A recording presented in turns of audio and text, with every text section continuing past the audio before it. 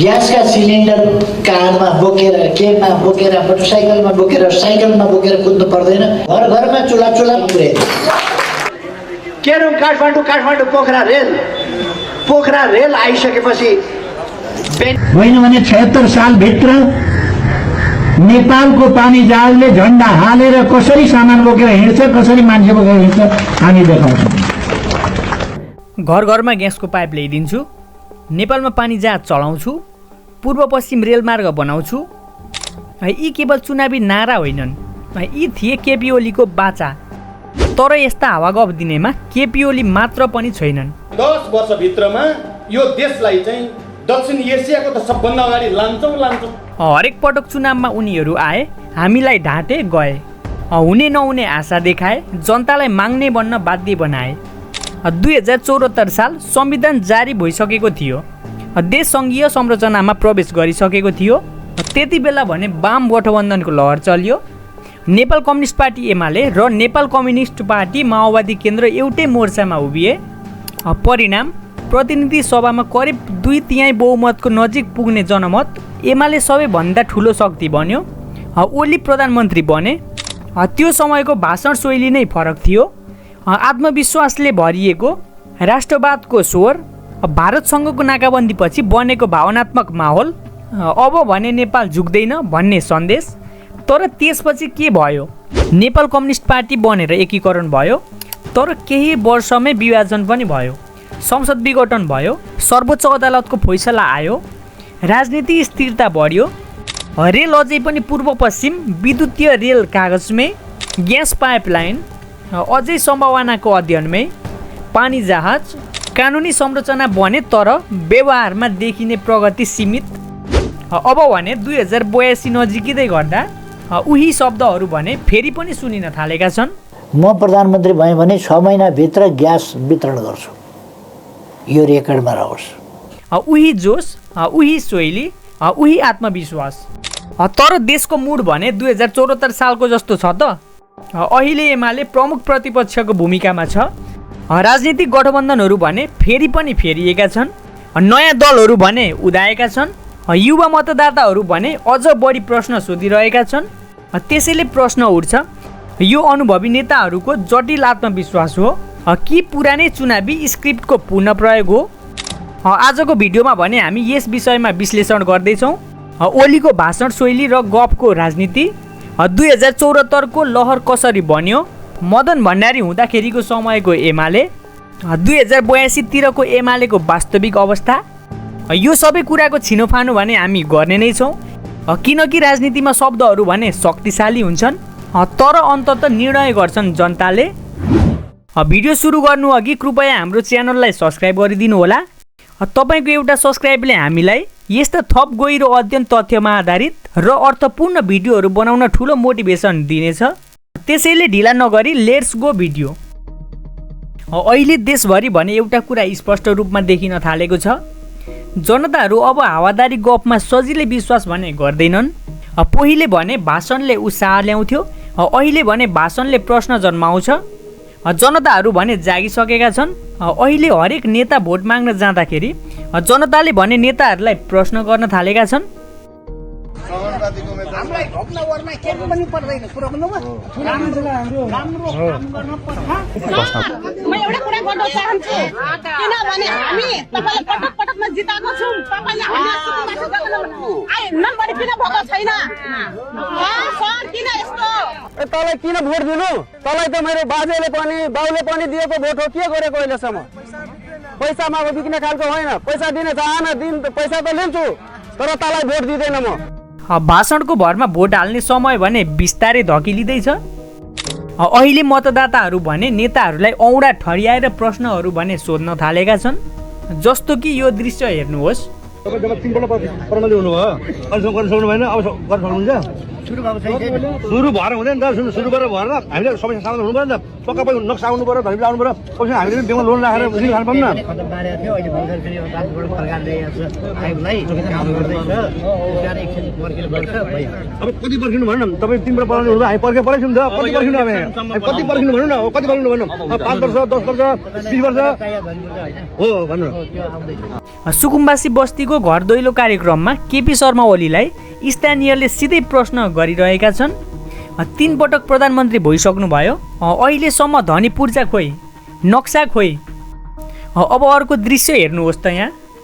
तेरो नक्सा म दिन्छु म दिन्छु म तेरो नक्सा म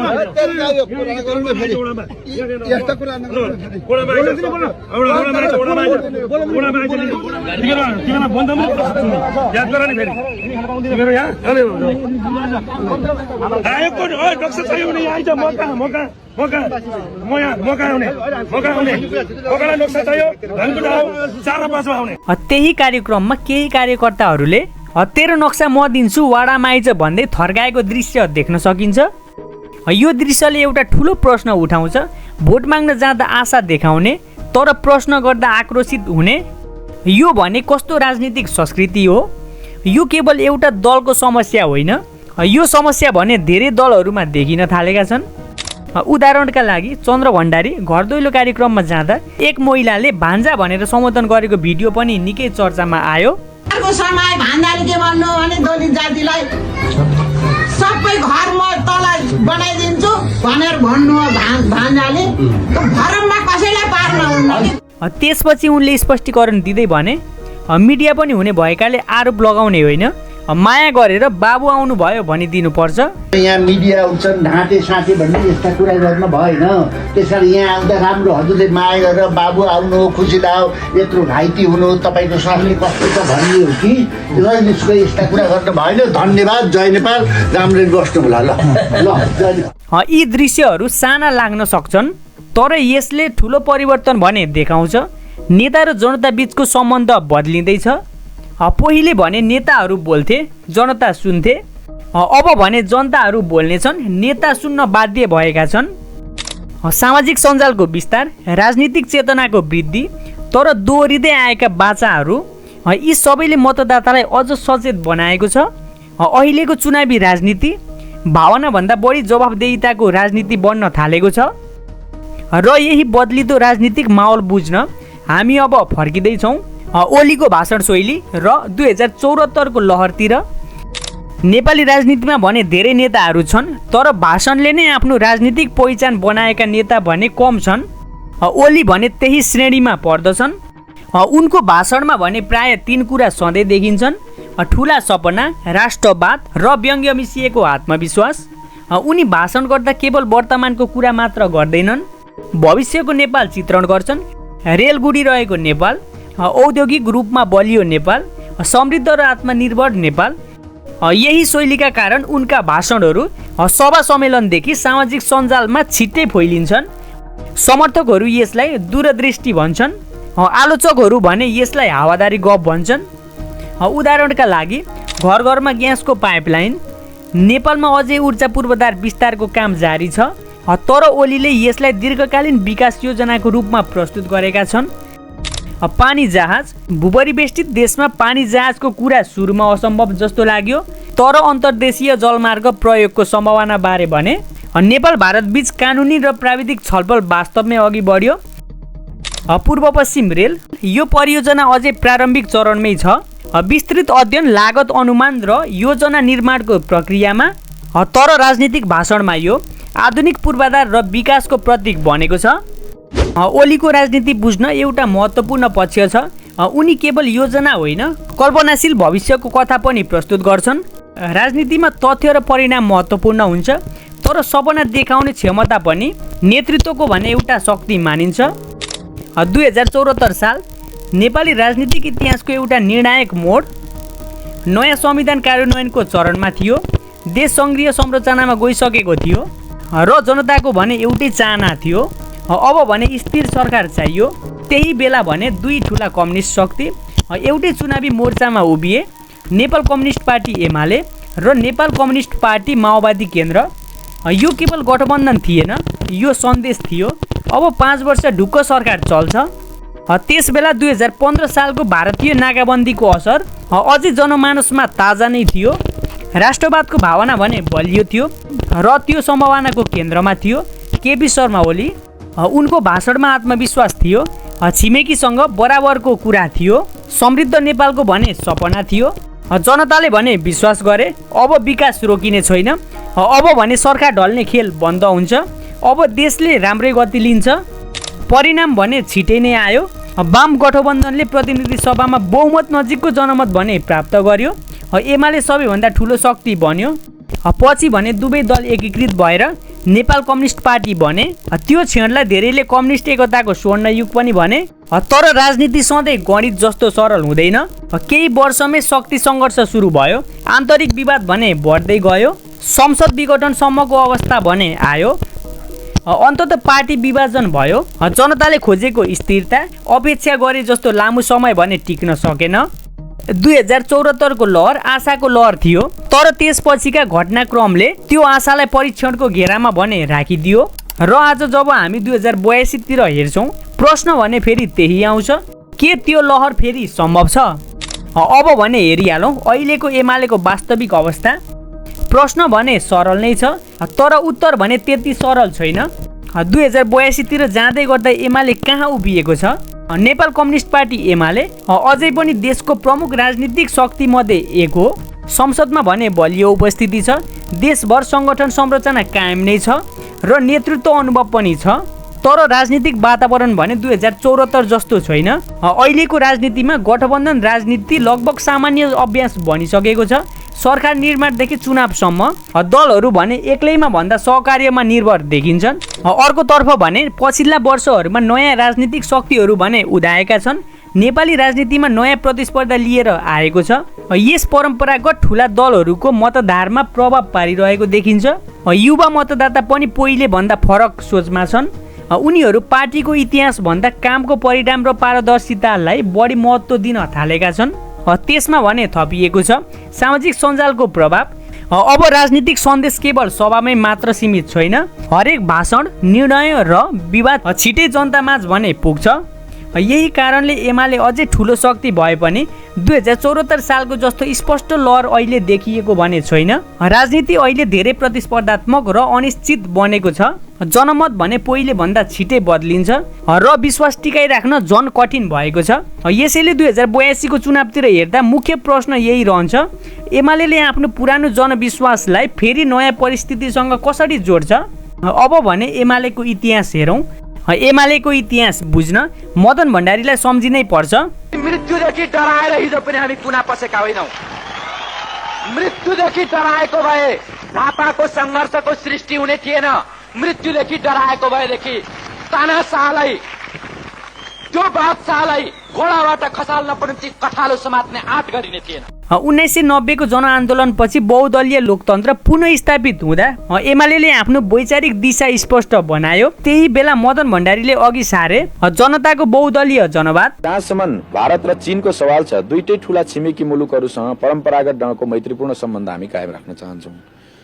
यसको साथसाथै भन्नै पर्ने कुरा के हो भने विगतमा जुन असमान र अपमानकारी ढङ्गका सन्धि सम्झौताहरू हाम्रो मुलुकसँग भएका छन्, तिनीहरूको पुनरावलोकन गरेर असमानता र अपमानको पक्षलाई हटाएर हामी तिनीहरूको नवीकरण गर्ने पक्षमा छौँ। यो सिद्धान्तले एउटा महत्त्वपूर्ण सन्देश दियो, कम्युनिस्ट विचारधारा र बहुदलीय लोकतन्त्र एकसाथ अगाडि बढ्न सक्छन्।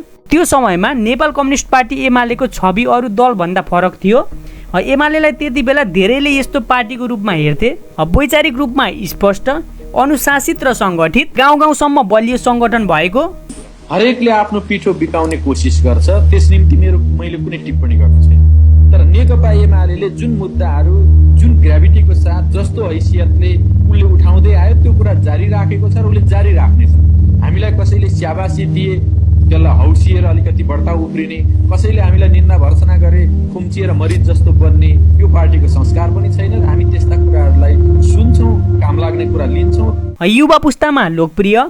खाना नपाइकन मान्छे बाँच्दैन, त्यसो हुँदाखेरि मान्छेलाई बाँच्न दिने कुरा यति मात्रै होइन कि उसलाई गोली नहानियोस्, यति मात्रै होइन कि उसलाई फाँसीमा नझुन्याइयोस्, यो पनि हो कि उसको वास्तवमा जीविकोपार्जनको ग्यारेन्टी कसरी गर्ने हो, उसलाई बाँच्ने ग्यारेन्टी कसरी गर्ने हो।